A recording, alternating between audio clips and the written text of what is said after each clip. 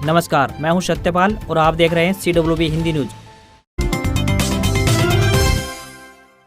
दुष्यंत चौटाला करेंगे भव्य बिश्नोई के लिए प्रचार। आदमपुर उपचुनाव के लिए जेजेपी ने जारी की 20 वरिष्ठ नेताओं की सूची। जननायक जनता पार्टी ने आदमपुर उपचुनाव को लेकर अपने वरिष्ठ और स्थानीय नेताओं की टीम बनाकर चुनाव प्रचार में उतार दी है। बुधवार को जेजेपी कोऑर्डिनेशन कमेटी के सदस्यों ने आदमपुर अनाज मंडी में बैठक कर हल्के को 12 जोन में बांटकर विभिन्न नेताओं की ड्यूटी भी लगा दी है। जेजेपी ने सभी 12 जोन में एक एक नेता को प्रभारी नियुक्त किया है और उन्हें अपने अपने क्षेत्र के गाँव में प्रचार तेज करने को कहा है। ऐसे में आदमपुर उपचुनाव में भजनलाल का परिवार और चौधरी देवलाल का परिवार एक साथ दिखेगा। जेजेपी ने 20 वरिष्ठ नेताओं की सूची आदमपुर उपचुनाव के लिए स्टार प्रचारक के तौर पर भी घोषित की है। इनमें पार्टी के राष्ट्रीय अध्यक्ष डॉक्टर अजय सिंह चौटाला, उप मुख्यमंत्री दुष्यंत चौटाला, वरिष्ठ राष्ट्रीय उपाध्यक्ष अनंतराम तंवर एवं डॉक्टर केसी बांगड़, प्रदेश अध्यक्ष सरदार निशान सिंह और प्रदेश महासचिव दिग्विजय चौटाला शामिल है। पार्टी के प्रचार प्रसारकों की सूची राज्य चुनाव आयोग को भेज दी है और प्रचार के आखिरी सप्ताह में अपने कार्यकर्ताओं से भी आदमपुर उपचुनाव में सक्रिय भूमिका निभाने को कहा है।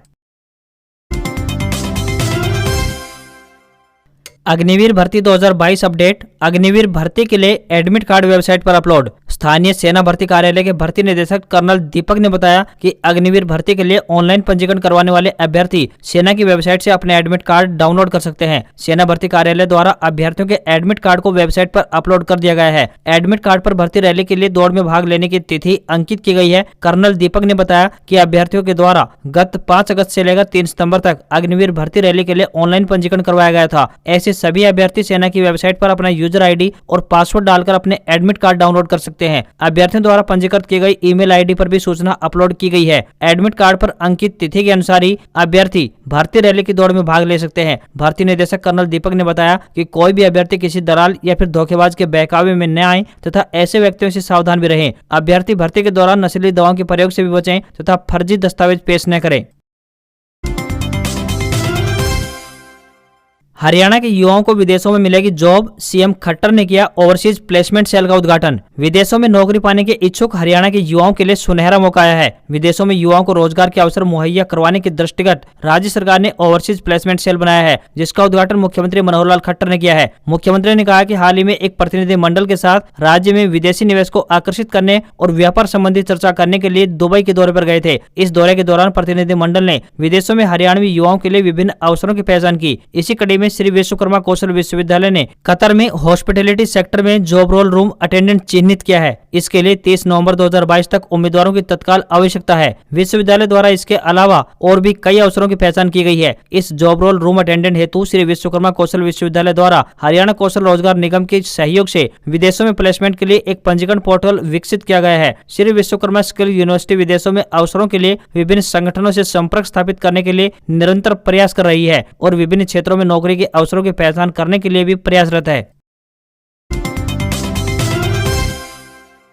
सियासी रण में देवलाल के चौथी पीढ़ी आमने सामने। जीप चुनाव में अभय चौटाला के बेटे की टक्कर में रणजीत चौटाला का बेटा। देश की राजनीति की शिखर तक पहुंचने वाले पूर्व उप प्रधानमंत्री चौधरी देवलाल का परिवार सियासी मैदान में एक बार फिर से आमने सामने आ गया है। इस बार सिरसा में जिला परिषद के जोन नंबर 6 से बिजली मंत्री रणजीत सिंह के पुत्र गगनदीप सिंह भाजपा समर्थित उम्मीदवार के तौर पर मैदान में उतरे हैं। वहीं विधायक अभय चौटाला के बड़े बेटे यानी कर्ण चौटाला भी इसी जोन से ताल ठोक चुके हैं। गगनदीप व कर्ण चौटाला रिश्ते में चाचा भतीजा है। गगनदीप सिंह पहली बार सियासी मैदान में उतरे हैं तो कर्ण चौटाला इससे पहले भी जिला पार्षद पद पर रह चुके हैं। बता दें कि चौधरी देवलाल घराने की दूसरी, तीसरी व अब की बार चौथी पीढ़ी भी सियासी मैदान में आमने सामने एक दूसरे को ललकार रहे हैं, जिससे मुकाबला रोचक होने की उम्मीद है।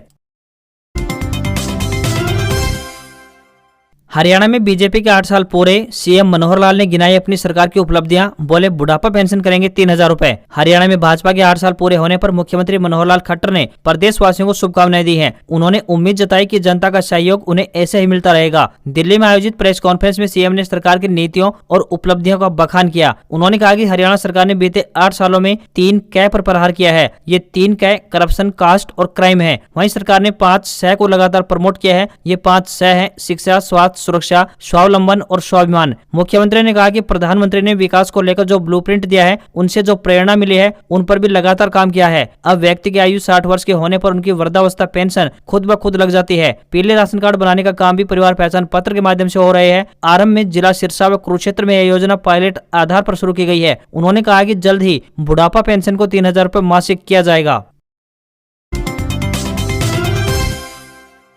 HAU ने 9 नामी कंपनियों से किया समझौता। हरियाणा कृषि विश्वविद्यालय की गेहूं किस्म WH 1270 का बीज अब देश भर में भरपूर मात्रा में होगा उपलब्ध। चौधरी चरण सिंह हरियाणा कृषि विश्वविद्यालय द्वारा विकसित गेहूं की WH 1270 की उन्नत किस्म का अब हरियाणा ही नहीं बल्कि देश के अन्य प्रदेशों के किसानों को भी लाभ मिल सकेगा। ये विचार विश्वविद्यालय के कुलपति प्रोफेसर BR काम्बोज ने कंपनियों से समझौते के दौरान कही। उन्नत किस्म WH 1270 की पैदावार व रोग प्रतिरोधक क्षमता को देखते हुए इसकी मांग अन्य राज्यों में भी लगातार बढ़ती जा रही है। इसके मद्देनजर अगले सीजन में भरपूर मात्रा में बीज उपलब्ध करवाने के लिए विश्वविद्यालय ने पब्लिक प्राइवेट पार्टनरशिप के तहत तकनीकी व्यवसायीकरण को बढ़ावा देते हुए निजी क्षेत्र के प्रमुख बीज कंपनियों से समझौता किया है। गेहूं की किस्म WH 1270 को भारत के उत्तर पश्चिमी मैदानी भाग के सिंचित क्षेत्र में अगेती बिजाई वाली खेती के रूप में अनुसूचित किया है। इसमें पंजाब, हरियाणा, दिल्ली, राजस्थान और पश्चिमी उत्तर प्रदेश, जम्मू कश्मीर, हिमाचल प्रदेश और उत्तराखंड के कुछ हिस्सों को शामिल किया गया है। इस किस्म में विश्वविद्यालय द्वारा की गई सिफारिशों के अनुसार बिजाई करके उचित खाद, उर्वरक व पानी दिया जाए तो इसकी औसत पैदावार 75.8 क्विंटल प्रति हेक्टेयर हो सकती है और अधिकतम पैदावार की बात करें तो 91.5 क्विंटल प्रति हेक्टेयर तक जा सकती है। इस किस्म की खास बात यह है कि यह गेहूं की मुख्य बीमारियां जैसे कि पीला रतुआ व भूरा रतुआ के प्रति रोग प्रतिरोधी है। वाहन चालक व आमजन ध्यान दें, 27 और 28 अक्टूबर को फरीदाबाद में भारी वाहनों का रहेगा प्रवेश वर्जित। फरीदाबाद शहर में VVIP के आगमन पर सुरक्षा व्यवस्था कड़ी की गई है। इसी के चलते कुछ रूट्स का डायवर्सन किया गया है, तो वहीं फरीदाबाद में 27 और 28 अक्टूबर को भारी वाहनों का प्रवेश भी रहेगा वर्जित। VVIP के आगमन पर पर्याप्त सुरक्षा बल तैनात किया गया है। सेक्टर 12 रैली स्थल व सूरजकुंड चिंतन शिविर के चलते चप्पे चप्पे पर पुलिस की नजर रहेगी। 27 अक्टूबर को सेक्टर 12 में होने वाली पब्लिक रैली के दौरान सुबह 7 बजे से दोपहर 2 बजे तक कुछ रूट पर रैली में जाने वाले व्यक्तियों के अलावा आम आवागमन बंद रहेगा, जैसे कि सूरजकुंड से अनंगपुर चौक, मानव रचना, सद्दीदाता आश्रम, अनखीर गोल चक्कर, एशियन हॉस्पिटल से बड़खल चौक, फ्लाईओवर के नीचे राइट ओल्ड चौक से सेक्टर 17 बाईपास वाले रूट पर VVIP के आगमन के दौरान आम आवागमन बंद रहेगा। वहीं बाईपास BPTP चौक से कोर्ट व सेक्टर 15 की चौकी की तरफ जाने वाले मार्ग भी VVIP आगमन के दौरान आम आवागमन के लिए बंद रहेगा। सेक्टर 12 रैली स्तर पर पत्रकार बंधुओं के लिए सेंट्रल थाने की बाउंड्री के साथ से बने गेट पर एंट्री होगी। बता दें कि केंद्रीय गृह मंत्री अमित शाह गुरुवार 27 अक्टूबर को फरीदाबाद आ रहे हैं। केंद्रीय गृह मंत्री के साथ साथ हरियाणा के मुख्यमंत्री मनोहर लाल खट्टर, रेल मंत्री अश्विनी वैष्णव, हरियाणा के गृह मंत्री अनिल विज, हरियाणा प्रदेश अध्यक्ष ओम प्रकाश धनखड़, भाजपा प्रभारी देव, संसदीय बोर्ड के सदस्य सुधा यादव, रामविलास शर्मा सहित कई मंत्री, विधायक व संगठन के कई कार्यकर्ता रैली में शिरकत करेंगे। नई पहल, सामाजिक बुराई मृत्युभोज को समाप्त करने के लिए समाज आया आगे। मृत्युभोज जैसी सामाजिक बुराई को समाप्त करने को लेकर समाज की सोच बदलने लगी है। ऐसा एक वाकया हिसार जिले के गांव ढाणी दरियापुर में सामने आया है। दरअसल ईच वन टीच वन संस्था के संयोजक एवं गंगवा स्कूल के प्राध्यापक प्यारेलाल के पिता की शोक सभा में समाज के गणमान्य लोग पहुंचे थे। इस दौरान समाज से मृत्युभोज को खत्म करने पर चर्चा हुई तो प्राध्यापक प्यारेलाल ने अपने भाइयों, समाज सेवी सहित पूरे परिवार के सदस्यों ने एकमत से इस बात पर सहमति व्यक्त की और मृत्युभोज के लिए बनवाई गई मिठाई को ईंट भट्टा एवं झुग्गी झोपड़ियों के गरीब बच्चों में बंटवाते हुए मृत्युभोज की कुप्रथा को समाप्त करने की नई पहल शुरू की। प्राध्यापक प्यारेलाल ने कहा कि इस प्रकार की सामाजिक बुराइयां समाज से खत्म होनी चाहिए और इसके जगह शिक्षा को बढ़ावा देने का काम किया जाना चाहिए, जिससे बच्चों और समाज को आगे बढ़ने का मौका मिलेगा। समाज के अन्य गणमान्यों ने भी इस नई पहल का स्वागत किया और समाज के अन्य लोगों से भी आह्वान किया कि वे इस कुप्रथा को समाप्त करने के लिए आगे आएं तथा ऐसे फैसलों से प्रेरणा मिले। विदित रहे कि प्राध्यापक प्यारेलाल राष्ट्रपति अवार्डी हैं और ईच वन टीच वन संस्था के माध्यम से अनेक गांव में शिक्षा की अलख जगाते हुए इस प्रकार की सामाजिक बुराइयों को खत्म करने का संदेश दिया है और यही मिसाल अपने परिवार में कायम रखने का निर्णय लिया। हरियाणा को मिलेगी 6,629 करोड़ रुपए की सौगात। अमित शाह आज करेंगे इन 4 बड़ी परियोजनाओं का उद्घाटन व शिलान्यास। देश के केंद्रीय गृह मंत्री अमित शाह 27 अक्टूबर यानी आज फरीदाबाद में आयोजित कार्यक्रम में प्रदेश की विभिन्न परियोजनाओं के उद्घाटन और शिलान्यास करेंगे। अमित शाह लगभग 6,629 करोड़ रुपए की लागत की 4 परियोजनाओं का उद्घाटन व शिलान्यास करेंगे। इनमें 5,618 करोड़ रुपए की लागत की हरियाणा ऑर्बिटल रेल कॉरिडोर परियोजना का शिलान्यास, सोनीपत जिले में बने 590 करोड़ रुपए की लागत से रेल कोच नवीनीकरण कारखाने का उद्घाटन व 315 करोड़ 40 लाख रुपए की लागत से रोहतक में बने देश के पहले सबसे लंबे एलिवेटेड रेलवे ट्रैक का लोकार्पण तथा 106 करोड़ रुपए की लागत से हरियाणा पुलिस आवास परिसर भौंडसी का उद्घाटन शामिल है। यह कार्यक्रम फरीदाबाद की परेड ग्राउंड सेक्टर 12 में आयोजित किया जाएगा। कार्यक्रम की अध्यक्षता हरियाणा के मुख्यमंत्री मनोहर लाल खट्टर करेंगे।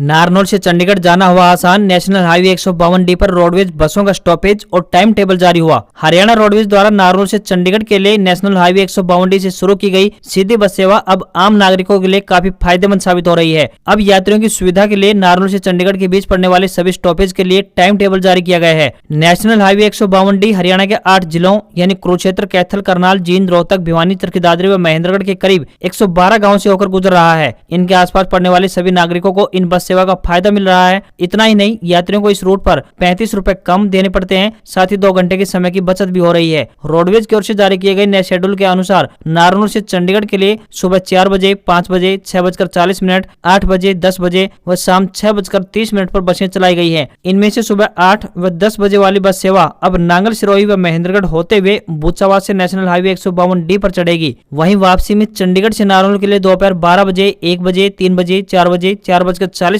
व शाम 6:40 पर बसें रवाना होंगी। इनमें चंडीगढ़ से शाम 4:40 पर रवाना होने वाली बस का आखिरी स्टॉप दादरी रहेगा तथा शेष सभी बसें नारनौल पहुंचेंगी। यात्रियों को असुविधा न हो, इसके लिए चंडीगढ़ तक पड़ने वाले सभी एंट्री पॉइंट पर यात्रियों को चढ़ने व उतरने की व्यवस्था की गई है। उदाहरण के लिए जिन यात्रियों को महेंद्रगढ़ रेवाड़ी रोड पर बूचावाद से बैठना है, वे एंट्री पॉइंट से चढ़कर हाईवे पर खड़े हो जाएं। किसी भी पॉइंट पर रोडवेज बसें हाईवे से नीचे नहीं उतरेंगी। राम रहीम ने की बड़ी घोषणा, बोले मैं ही रहूंगा डेरा प्रमुख। हनीप्रीत का नाम बदलकर किया रूहानी दीदी। पैरोल पर जेल से बाहर चल रहे डेरा सच्चा सौदा प्रमुख गुरमीत राम रहीम सिंह ने बड़ी घोषणा करते हुए खुद के बारे में चल रही तमाम अटकलों पर विराम लगा दिया है। पिछले काफी समय से डेरे की गद्दी और गुरु बदलने की चर्चाएं चल रही थी, जिन पर विराम लगाते हुए राम रहीम ने घोषणा की कि वह सिरसा मुख्यालय वाले पंथ के प्रमुख है और आगे भी रहेंगे। इस दौरान उन्होंने हनीप्रीत का नाम बदलकर रूहानी दीदी करने की घोषणा भी की है। पैरोल पर जेल से बाहर आया राम रहीम पिछले कई दिनों से उत्तर प्रदेश के बागपत स्थित अपने बरनावा आश्रम से ऑनलाइन प्रवचन दे रहे हैं। 2 शिष्याओं से बलात्कार के जुर्म में 20 साल की सजा काट रहा डेरा प्रमुख राम रहीम हाल ही में हरियाणा के सुनारिया जेल से 40 दिन की पैरोल पर बाहर आया था, जिसके बाद वह सीधा बरनावा आश्रम पहुंचा। राम रहीम के सत्संग में हरियाणा के कुछ बीजेपी नेताओं ने भी हिस्सा लिया है, जिनसे बीजेपी विधायक कृष्णलाल मिड्डा, करनाल से बीजेपी के मेयर रेणुबाला गुप्ता, करनाल के डिप्टी मेयर सहित पंचायत चुनाव लड़ रही कई भाजपा नेताओं ने अपनी उपस्थिति दर्ज कराई है।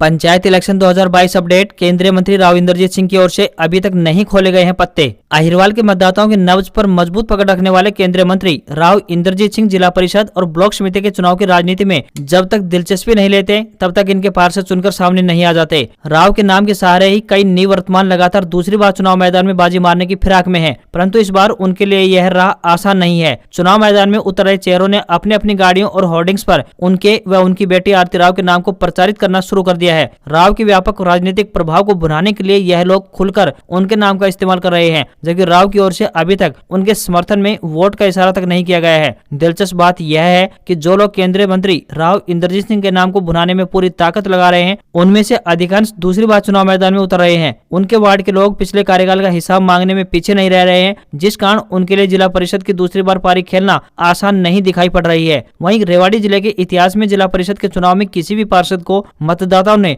दूसरी बार गले नहीं लगाया है। डॉक्टर अरविंद यादव और डॉक्टर अनिल इसके अपवाद हैं, परंतु वह भी एक बार खुद व एक बार उनकी पत्नी को जीत मिली थी। सीधे तौर पर कोई भी लगातार दूसरी बार पार्षद नहीं बन सका। राव नाम के सहारे दूसरी बार मैदान में उतरने वालों में अजय पटौदा, विक्रम पांडे की पत्नी सुमन यादव, रेखा भाड़ावास, निवर्तमान जिला प्रमुख शशिवाला, आजाद नांदा, निवर्तमान जिला प्रमुख जगफूल यादव व अनिल यादव प्रमुख हैं। इन निवर्तमान पार्षदों के लिए अतीत के परिणाम को देखते हुए भविष्य की डगर मुश्किल नजर आ रही है। हरियाणा मानव जल संसाधन प्राधिकरण में आई अनेक पदों पर भर्ती, आप भी भेज सकते हैं अपना आवेदन। हरियाणा जल संसाधन प्राधिकरण ने विभिन्न पदों पर भर्ती के लिए आवेदन मांगे हैं। आपको यहां पर बता दें कि यह भर्तियां कॉन्ट्रैक्ट आधार पर 3 साल के लिए रहेंगी। जो भी इन पदों पर आवेदन भेजने के इच्छुक हैं, वह अपने आवेदन भेज सकते हैं। आवेदन करने की शुरू तिथि 11 अक्टूबर 2022 है। वहीं आवेदन करने की अंतिम तिथि 11 नवंबर 2022 तय की गई है। किसी भी वर्ग के उम्मीदवार को इन पदों के लिए कोई भी आवेदन शुल्क जमा नहीं करना होगा। न्यूनतम आयु 18 वर्ष निर्धारित की गई है। उम्मीदवारों से विनम्र निवेदन है कि भर्ती के लिए आवेदन करने से पहले आधिकारिक विज्ञापन अवश्य देख लें।